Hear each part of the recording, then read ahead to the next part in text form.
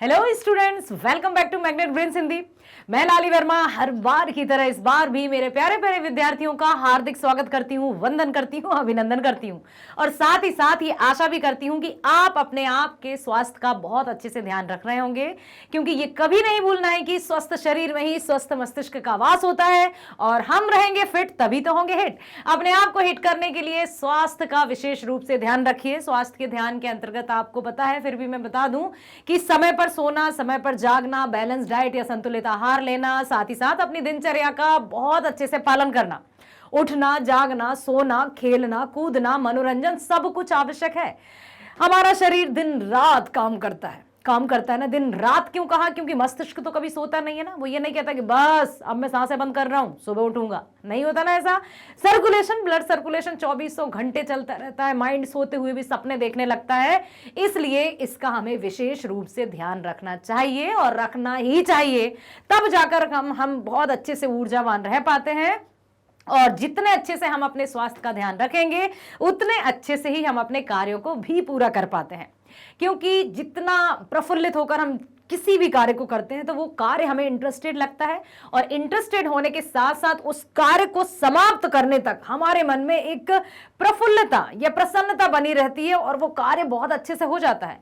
जिस कार्य इसके विपरीत यदि हम जिस कार्य को ऐसे करेंगे, अरे यार ये काम करना है, कब खत्म होगा, अरे खत्म ही नहीं हो रहा है, तो ऐसा यदि हम सोचेंगे तो वो कार्य, उसका जो परिणाम होगा वो भी सकारात्मक नहीं होगा। इसलिए हम पर निर्भर करता है, हमारी सोच पर निर्भर करता है, हमारे स्वास्थ्य पर निर्भर करता है, तो अपने आप को स्वस्थ रखना हमारा ही उत्तरदायित्व है।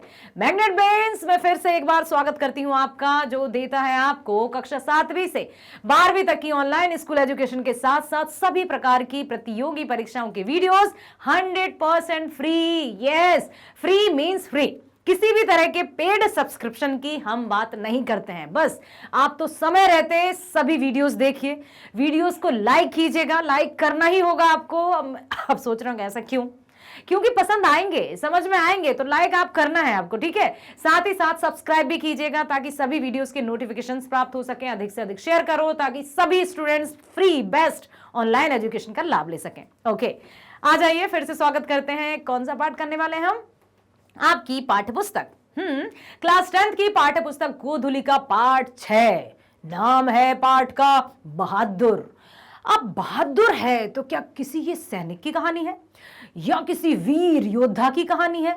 किसकी कहानी है? लिखा है अमरकांत जी ने। इस कहानी में एक ऐसी कहानी है, यदि किसी योद्धा की कहानी होती, किसी बहादुर वीर की कहानी होती, तो शायद इस तरह की इमेज या इस तरह का चित्र यहां पर नहीं होता। अब गैस कीजिए कि क्या होगा इस कहानी में। क्या अमरकांत जी ने बहादुर कहानी के पीछे या नाम के पीछे उन्होंने किसकी भावना को व्यक्त किया है? किसी ऐसी भावना को तो नहीं, अभी नहीं बताती हूं, थोड़ा सोचो आप, ठीक है। तो पहले हम चलते हैं लेखक परिचय की ओर, फिर आपसे फिर पूछूंगी मैं कि अमरकांत जी ने बहादुर कहानी के माध्यम से क्या बताया। इस चित्र को ध्यान से देख लीजिए आप और अनुमान लगाइए कि क्या है। क्वेश्चन आ रहा होगा कि एक टीचर है कि स्टूडेंट है? अरे भाई, हम कहाँ मारते हैं आप लोगों को, डंडे वंडा गायब है ना, पहले हुआ करता था। तो और इतना भी मैंने हिंट दे दिया कि नो, टीचर नहीं है, स्टूडेंट नहीं है, कोई और ही है। अब वो कौन है इसके बारे में आप पता लगाएंगे। तो सबसे पहले हम पढ़ते हैं जीवन परिचय लेखक अमरकांत जी का और जानते हैं उनके जीवन के बारे में। हिंदी के ऐसे साहित्यकार जिन्होंने हिंदी को एक नई दिशा प्रदान की, अनुभवी, कर्मठ और लगनशील ऐसे लेखक जिन्होंने अपनी कलम के माध्यम से, अपने विचारों के माध्यम से हम सबको, या यूं कहें कि हिंदी साहित्य को एक नया आयाम दिया, एक नई सोच प्रदान की, हर एक के मन में एक नई जिज्ञासा को जन्म दिया। ओके, हिंदी के सशक्त कथाकार, सशक्त मीन्स शक्ति के साथ, सशक्त कथाकार अमरकांत जी का जन्म जुलाई सन 1925 ईस्वी में नागरा, बलिया, उत्तर प्रदेश में हुआ। उन्होंने गवर्नमेंट हाई स्कूल बलिया से हाई स्कूल की शिक्षा प्राप्त की। कुछ समय तक उन्होंने गोरखपुर और इलाहाबाद में इंटरमीडिएट की पढ़ाई की, जो 1942 के स्वाधीनता संग्राम में शामिल होने से अधूरी रह गई। वे सन 1942 के स्वाधीनता संग्राम में शामिल हुए थे, ठीक है, जहां पर बिहार सेक्रेटरीट की बात की जाती थी, जहां पर कई बच्चे भी शहीद हुए थे। और अंततः 1946 में सतीश चंद्र कॉलेज बलिया से इंटरमीडिएट किया। उन्होंने सन 1947 में इलाहाबाद विश्वविद्यालय से बीए किया और 1948 में आगरा के दैनिक पत्र सैनिक के संपादकीय विभाग में नौकरी भी की। आगरा में ही वे प्रगतिशील लेखक संघ में शामिल हो गए और वहीं से कहानी लेखन की शुरुआत हुई। कितने सारे कार्य किए ना। गवर्नमेंट हाई स्कूल से पहले पढ़ाई की, फिर 1942 में सन 1942 में स्वाधीनता आंदोलन में शामिल हुए। स्वाधीनता आंदोलन में शामिल होने के साथ ही, ये बात की कब की है, 1942 की। उसके बाद 1946 में उन्होंने सतीश चंद्र कॉलेज से इंटरमीडिएट की पढ़ाई की। उसके बाद 1947 में विश्वविद्यालय से बीए किया। ओके, फिर 1948 में आगरा के दैनिक पत्र के संपादकीय विभाग में नौकरी की। कब? सन 1948। सन याद रखना प्लीज। आगरा में ही वे प्रगतिशील लेखक संघ में शामिल भी हो गए और वहीं से फिर उन्होंने कहानी लिखना शुरू किया। मतलब वे लेखन कार्य के प्रति सन 1948 के बाद ही समर्पित हुए। ठीक है, जन्म देखो 1925। बाद में दैनिक अमृत पत्रिका इलाहाबाद, दैनिक भारत इलाहाबाद, मासिक पत्रिका कहानी इलाहाबाद तथा मनोरमा इलाहाबाद के भी संपादकीय विभागों से संबंध भी रहे। अखिल भारतीय कहानी प्रतियोगिता में उनकी कहानी डिप्टी कलेक्ट्री पुरस्कृत भी हुई। उन्हें कथा लेखन के लिए साहित्य अकादमी पुरस्कार भी प्राप्त हो चुका है।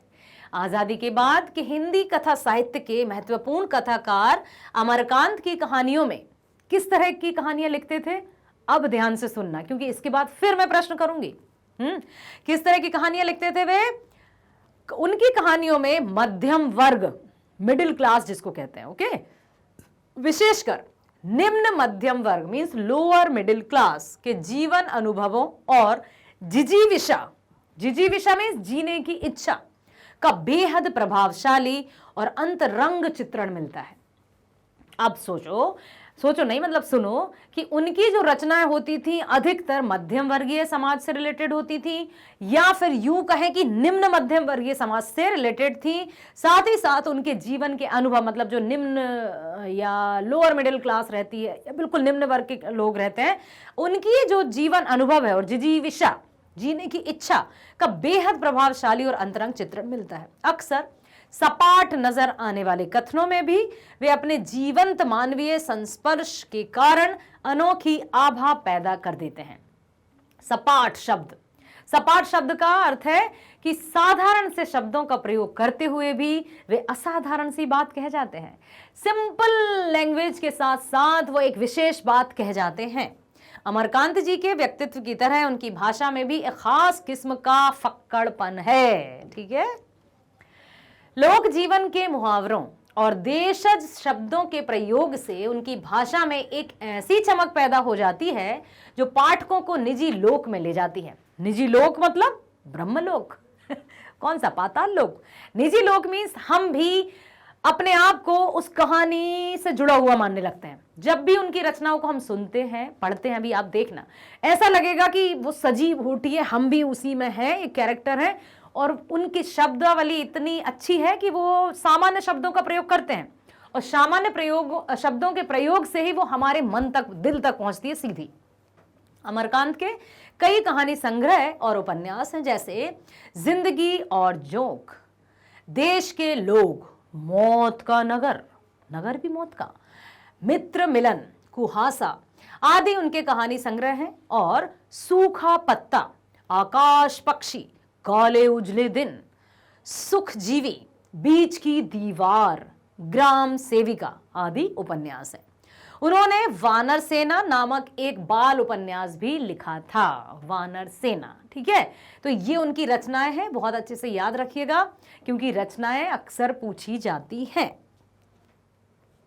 अमरकांत जी की प्रस्तुत कहानी में, चलो अभी बताओ कि बहादुर जो शीर्षक है उसमें क्या बताया होगा। अब आप तो सोच रहे हैं हम तो पढ़ लेंगे चुपचाप से फिर बता ही देंगे। तो बता दें यहाँ पर कि उन्होंने अभी अभी हमने पढ़ा ना कि उनकी जो रचनाएं होती थी उसमें मध्यम वर्गीय, अति मध्यम वर्गीय या लोअर मिडिल क्लास का अधिक उन्होंने वर्णन किया है। और साथ ही साथ उनकी जो मनोदशा है या जिजीविषा है, जिजीविषा का अर्थ होता है जीने की इच्छा, उनके अनुभव किस तरह से होते हैं उनका जिक्र किया है। तो वो जो फर्स्ट इमेज है, एक बार फिर से मैं आपको दिखाऊंगी। ये जो इमेज है, अब समझ में आया कि किसकी है, कौन होगा, बहादुर वीर सिपाही या कोई बेचारा सा बिल्कुल निम्न वर्ग का कोई बच्चा? हां, जो शायद किसी के घर में नौकर हो। अक्सर रामू, बहादुर ऐसे ही नाम तो होते हैं, है ना। तो यहां बिल्कुल यही इस बच्चे की कहानी है। ये एक ऐसा बच्चा है जो वैसे भी अपने उसमें कहानी में एकदम बिल्कुल छोटा सा नहीं, मतलब 12-8-10 साल का बच्चा है, जहां पर उसके परिवार का भरण पोषण सही से नहीं हो पाता है, पिता शायद नहीं है, और मां ने एक बार उसकी खूब पिटाई लगा दी तो वो घर छोड़कर भाग जाता है। और घर छोड़ने के बाद वो जहां रहा, लेखक ने स्वयं अपने आप का वहां पर अपने आप को शामिल किया है कि लेखक के घर में ही आकर रहता है वो, और लेखक उसको कुछ काम वाम दे देते हैं। पहले तो थोड़ा बहुत काम करने को दिया जाता था, लेकिन जैसे जैसे दिन बीतते गए, महीने बीतते गए, उसके काम और जिम्मेदारियों को लोग बढ़ाते गए, अर्थात घर के सदस्यों में आलस्य उत्पन्न होता गया। छोटी से छोटी चीज, यदि ये पेन भी गिर जाएगा ना तो मैं आवाज दूंगी, बहादुर पेन उठा देना। जैसे एक अमिताभ बच्चन जी की एक मूवी थी, मक्खी नाक पर बैठ जाती है तो कहते हैं इस मक्खी को भगाओ। मतलब यदि बहादुर है, घर में नौकर है, तो पूरी तरह उस पर निर्भर हो जाते हैं सदस्य, जबकि ऐसा नहीं होना चाहिए। सबको अपने अपने कार्य खुद करना चाहिए, और तब तक करना चाहिए जब तक हम भोजन करते हैं ना, तब तक हम अपने सारे कार्यों को करने के लायक होते हैं। यदि खुदा ना खास्ता, भगवान ना करे, कभी ऐसी नौबत आ जाए कि हमसे निवाला भी नहीं तोड़ा जाता, तब जाकर हमें किसी दूसरे की सहायता लेनी चाहिए। अदरवाइज हमें अपना काम हमेशा स्वयं करना चाहिए मरते दम तक, और थैंक्स कहना चाहिए ऊपर वाले को कि उसने हमें इस लायक बनाया कि हम किसी पर निर्भर नहीं हैं। ठीक है, ये ऐसे ही एक बच्चे की कहानी है जिसमें घर के सदस्यों को, बच्चों तक को, सबको, इवन लेखक भी पूरी तरह से निर्भर हो जाते हैं। और पहले तो उसको छोटे मोटे काम दिए जाते थे, फिर तो बर्तन, झाड़ू, पोछा, सारा काम, मतलब सब लोग सो जाते थे, उसके बाद बेचारा बहादुर सोता। सब लोग सोते रहते थे, सुबह उससे पहले बहादुर जाग जाता। तो घर में एकदम चमाचम चमकता हुआ घर रहता है। एक दिन लेखिका जो मतलब पत्नी जी हैं, उनके कोई मित्र आ गए होंगे, और उस समय उनके मेहमानों ने बहादुर पर कुछ ऐसा इल्जाम लगा दिया जिससे बहादुर सह नहीं पाया। और बहादुर तो सह सकता था बशर्ते कि लेखक उसका साथ दे देते, लेकिन लेखक ने भी कुछ ऐसा किया जिससे बहादुर कहां गया वो अभी नहीं बताऊंगी। अब आ जाओ मेरे साथ, पढ़ते हैं कहानी, ध्यान से सुनना, समझना और उसके नैतिक मूल्य को ग्रहण करना कि एक बच्चे का जीवन माता पिता की परवरिश में कितने अच्छे से बीत जाता है, और हम उस परवरिश को वैल्यू नहीं देते हैं। हम कभी कभी क्या डायलॉग मारने लगते हैं, मैं आपकी बात नहीं कर रही हूं, एक सामान्य सी बात कर रही हूं, आपने कौन सा बड़ा काम किया, ऐसा तो सभी माता पिता करते हैं, इसमें कौन सी बड़ी बात हो गई, यदि आपने मुझे ये ला दिया, ये खिला दिया, वो तो सब सारे पेरेंट्स करते हैं। तो ये सारे डायलॉग्स आज के बाद नहीं आना चाहिए, क्योंकि माता पिता का छत्र छाया या देख रेख जब तक हमारे सिर पर रहती है ना, कोई बाधा, कोई मुश्किल, कोई परेशानी, इवन तेज धूप जैसा संकट भी हम तक नहीं आ पाता, क्योंकि वो ढाल बनकर हमारे पास, हमारे सामने खड़े रहते हैं। हमारे पास आने से पहले मुश्किलों से वो टकराते हैं। बहादुर ने अपना घर छोड़कर, सिर्फ मम्मी की डांट या पिटाई के कारण घर छोड़कर कितनी बड़ी भूल की थी, वो भी आप देखो। ठीक है, अमरकांत जी की प्रस्तुत कहानी में मझोले शहर के नौकर की लालसा वाले एक निम्न मध्य वर्गीय मींस लोअर मिडिल क्लास परिवार में काम करने वाले बहादुर की कहानी है। एक नेपाल गवई गोरखे की, ठीक है, नेपाल का है, थोड़ा बहुत गा भी लेता था, गोरखा कहते हैं नेपालियों को। परिवार का नौकरी पेशा मुखिया तटस्थ स्वर में बहादुर के आने और अपने स्वच्छंद निश्चल स्वभाव की आत्मीयता के साथ नौकर के रूप में अपनी सेवाएं देने के बाद एक दिन स्वभाव की उसी स्वच्छंदता के साथ हर हृदय में एक कसकती अंतर व्यथा लेकर चले जाने की कहानी कहता है कि आखिर उसके मन में ऐसा क्या हुआ जिससे उसको कई महीनों या यूं कहें कि कई वर्ष बिताने के बाद वो घर छोड़कर गया। घर छोड़कर गया या कहां गया किसी को नहीं पता, अभी पता चलेगा। लेखक घर के भीतर और बाहर के यथार्थ को बिना बनाई सवारी सहज परिपक्व भाषा में पूरी कहानी बयान करते हैं। हिंदी कहानी में एक नए नायक को यह कहानी प्रतिष्ठित करती है। नायक मतलब बहादुर इस कहानी का नायक है, हीरो है।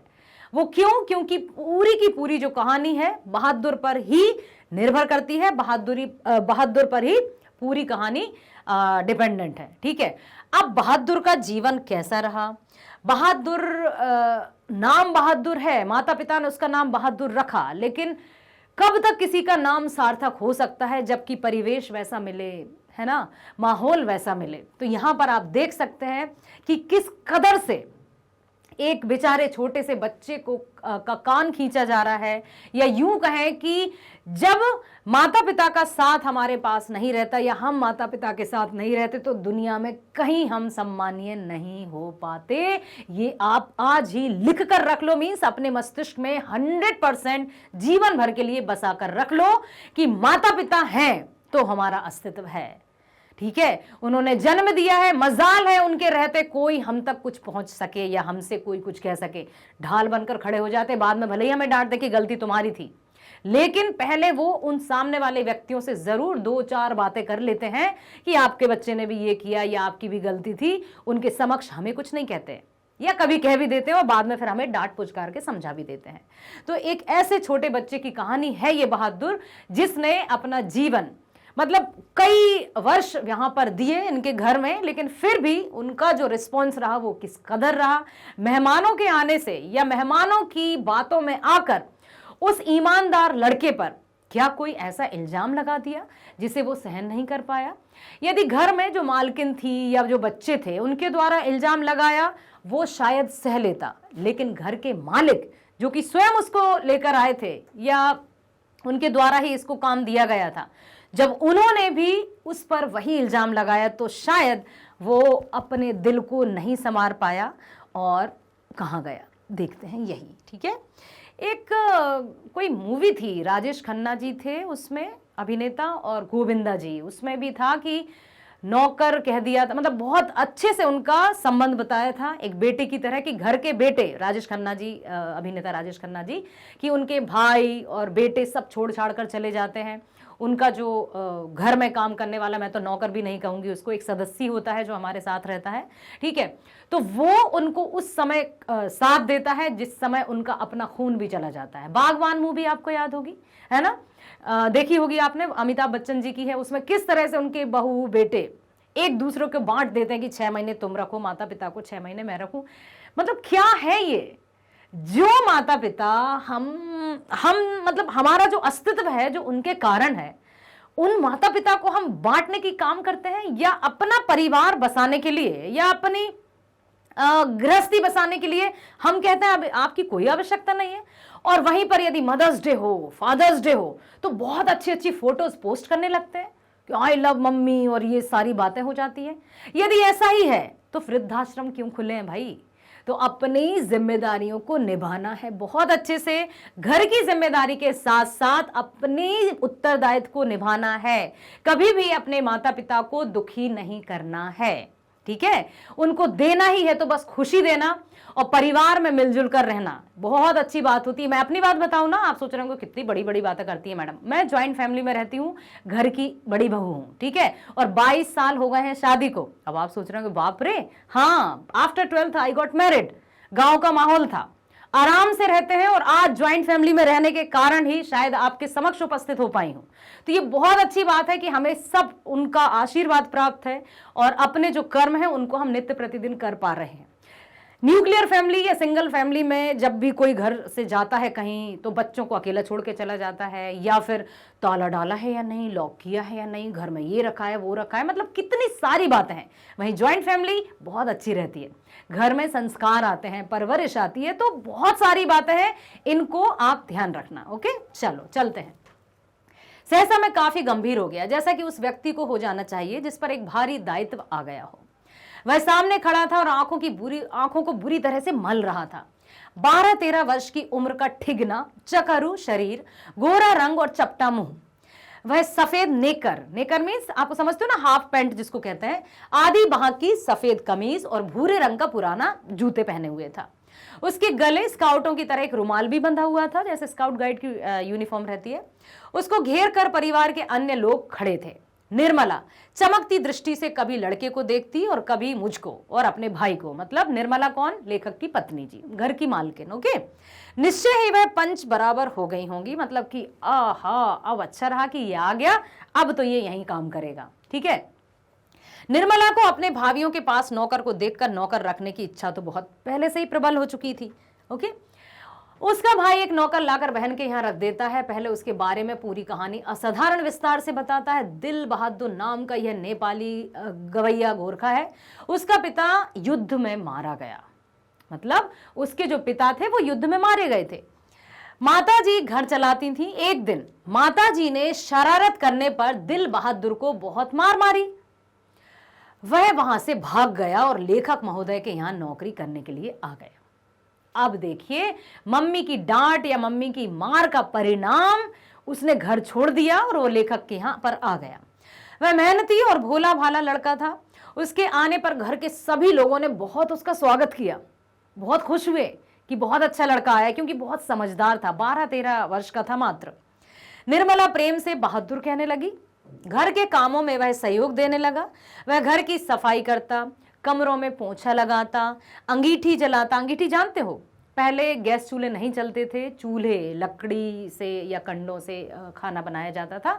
अंगीठी भी रहती थी, जिसमें जब बाटी वगैरह बनती थी तो वो कंडों की मतलब ऐसा करके उसमें अंगीठी लगती थी, मतलब गैस जलाना समझ सकते हो आप। चाय बनाता और पिलाता। दोपहर में कपड़े धोता, बर्तन साफ करता, रसोई बनाने की भी जिद करता। पहले तो उसको खाना मतलब नहीं बनाने देती थी निर्मला जी, कि नहीं भाई खाना तो मैं ही बनाऊंगी, तो वो जिद करता था कि नहीं मैम साहब या जो भी कहता हो मुझे बनाना है। पर निर्मला स्वयं सब्जी और रोटी बनाती थी। निर्मला को उसकी बहुत फिक्र रहती थी, वो बहुत उससे स्नेह भी करती थी। दिन मजे से बीतने लगे। निसंदेह बहादुर की वजह से सबको खूब आराम मिलने लगा। अब बहादुर धीरे धीरे, पहले तो सब उसको प्यार से प्रेम से रखते और अब उसकी हो गई सबको आदत।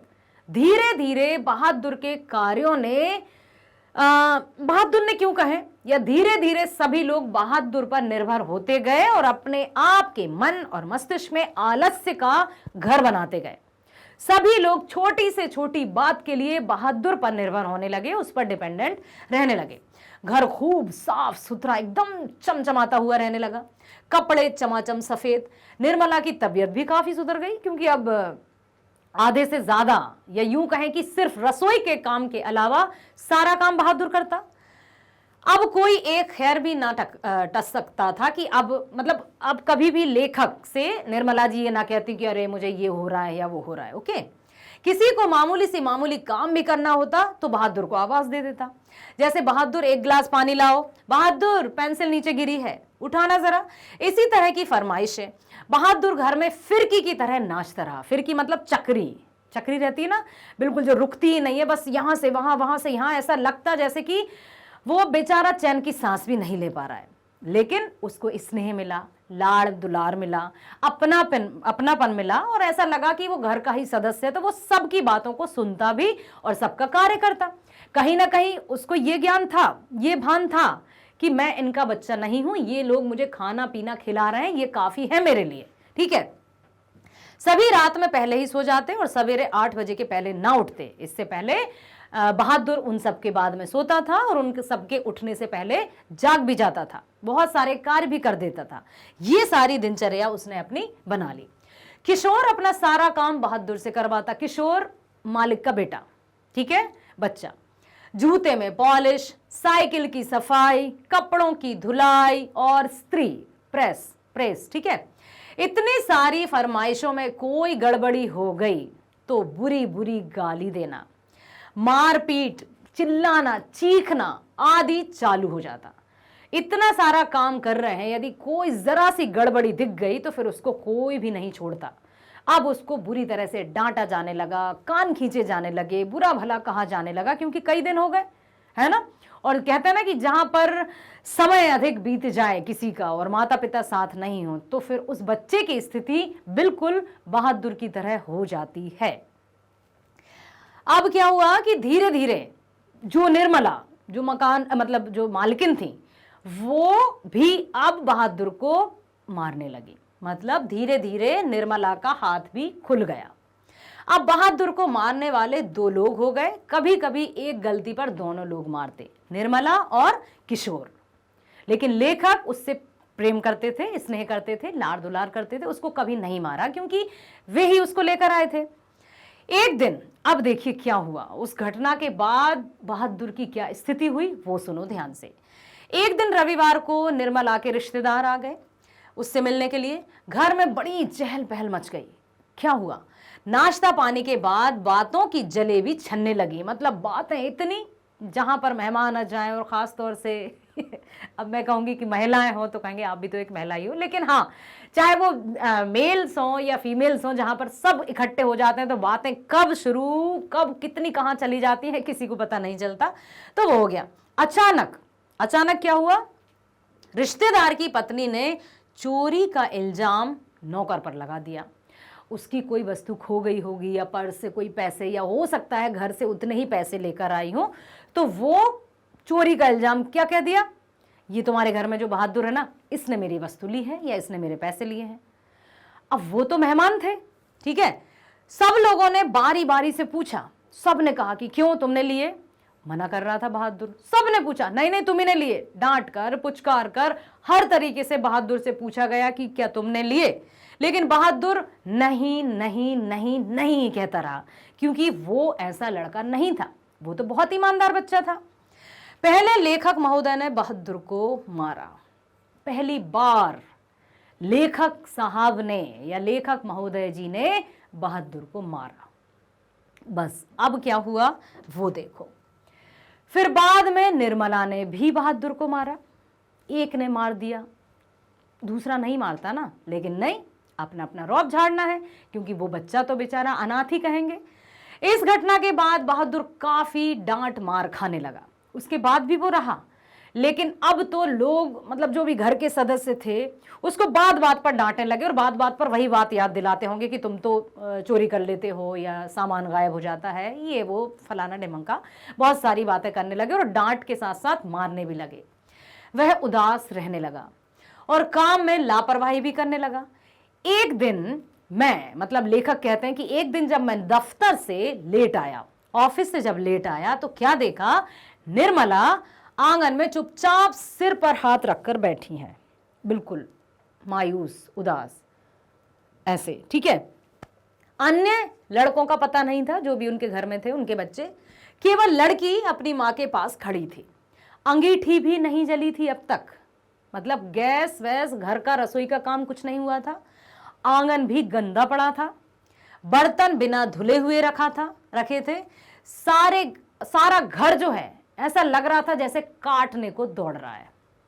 आखिर क्या हुआ, क्या ऐसा बहादुर के रहते हुए कभी ऐसा घर रहा था? नहीं। क्या निर्मला कभी ऐसे उदास मूड में या इस तरह से घर को तितरा बितरा छोड़कर कहीं बहादुर गया था? क्या ऐसा बहादुर के सामने कभी हुआ था?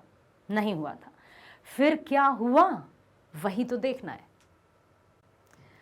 अब जब लेखक आते हैं तो वो क्या पूछते हैं, क्या बात है, क्या बहादुर भाग गया? भाग गया? क्यों? पता नहीं।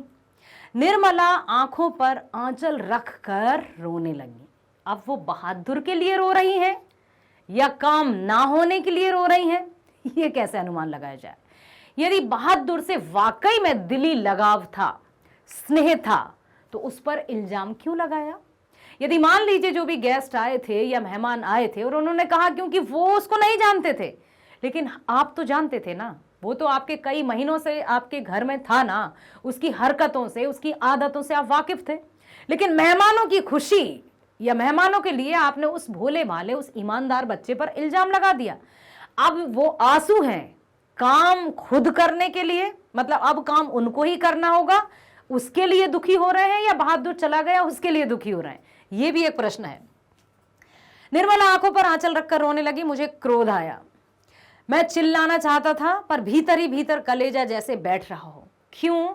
लेखक ये कहना चाहते थे, जो अभी मैंने कहा ना कि अब क्यों रो रही हो, यदि ऐसा ही होता तो उस बच्चे को संवारती, लेकिन कहीं ना कहीं वो चुप हो गए क्योंकि उन्होंने भी बहादुर को गलत समझा था और उन्होंने भी, लेखक महोदय जी ने भी बहादुर की मार लगाई थी। इसलिए अब वो क्या कहें किससे, या पत्नी जी से भी क्या कहते, क्योंकि उन्होंने भी तो वैसा ही दुर्व्यवहार किया था उसके साथ। मैं चिल्लाना चाहता था पर भीतर ही भीतर कलेजा जैसे बैठ रहा हो। मैं वहीं चारपाई पर बैठकर सिर झुकाकर बैठ गया। चारपाई समझते हो? पलंग, बेड, ठीक है।